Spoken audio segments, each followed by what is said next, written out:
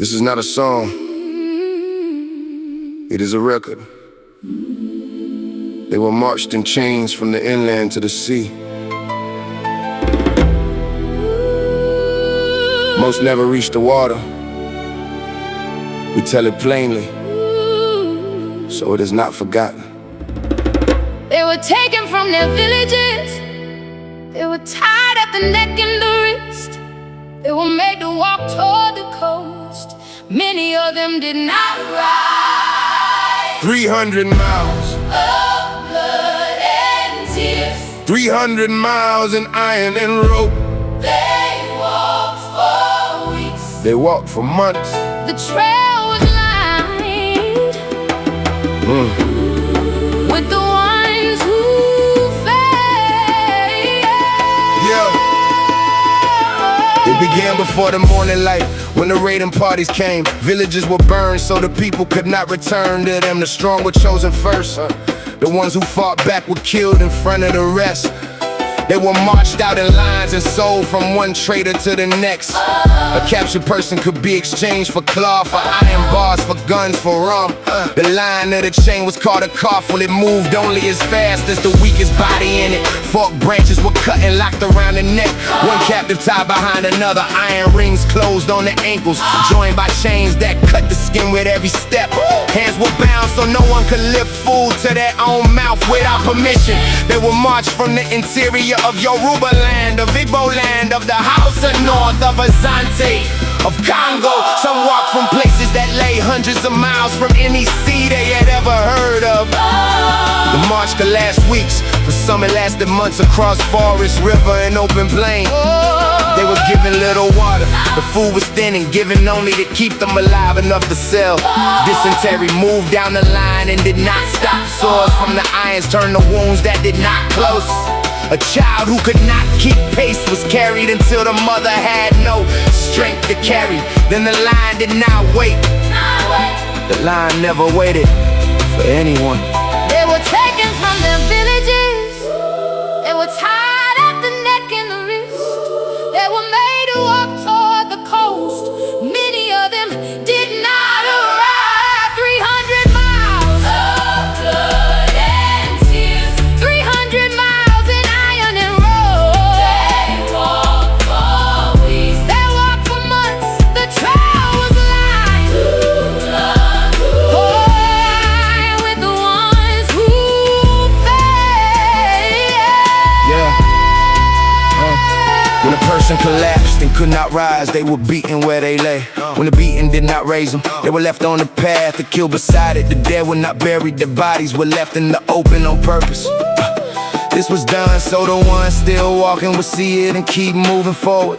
Parents watched their children fall and were driven on before they could kneel beside them. The old were lost first, the sick were lost next. The very young rarely lasted the full march. The trails to Weeda, to Badagry, to Bonnie, to Lagos, to El Nido were known by the dead along them. At the coast they were forced into holding pens, fence yards the traders called barracoons. At the slave castles they were locked in stone, dungeons cut below the ground, packed in the dark. At Elmina and at Cape Coast they waited there for weeks, until a ship came for them. Their bodies were marked with a hot iron so each buyer would know which Captives were his. they were inspected like cargo, Counted in ledgers. recorded only as numbers and prices. Then they were brought out from the dark and driven through one final narrow gate. That gate opened onto the water and the waiting ships. It was called the door of no return. Most who passed through it never saw their homeland, their village or their families again. The march to the sea had already taken more of them than the names that were ever written down. Count the miles, count the chains, count the ones who failed. Count the names you were never given. The record still stands. They did not vanish, they were taken, and the path was marked with their dead. The traders kept careful books. The dead were entered as loss and as cost. But every number was a person who had a village, a language, and a name. The coast was not where the suffering began. The march was the suffering that came before the sea. 300 miles of blood and tears. We say what was done, so it cannot be erased. they walked it in chains. Ooh, we carry the record now. This is the history. It is stated. It is kept.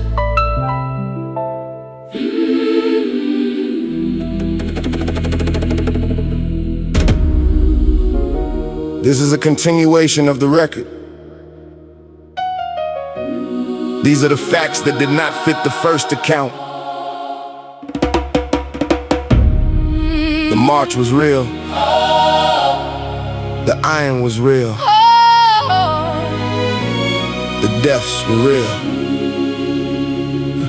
They came from Kingdom, Ashanti, Dahomey, Yoruba, and Igbo land.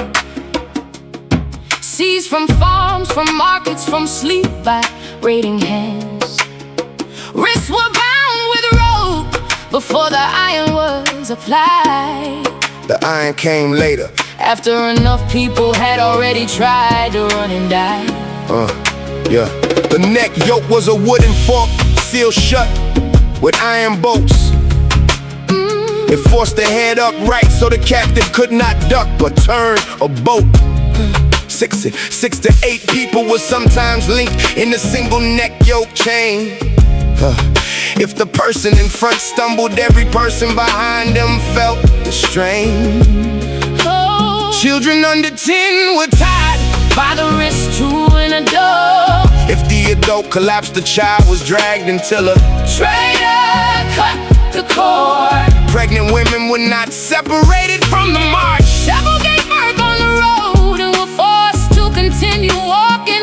The newborns who could not survive the pace were left. The traders documented this in shipping logs as cargo reduction. They marched them through the dry season and the wet.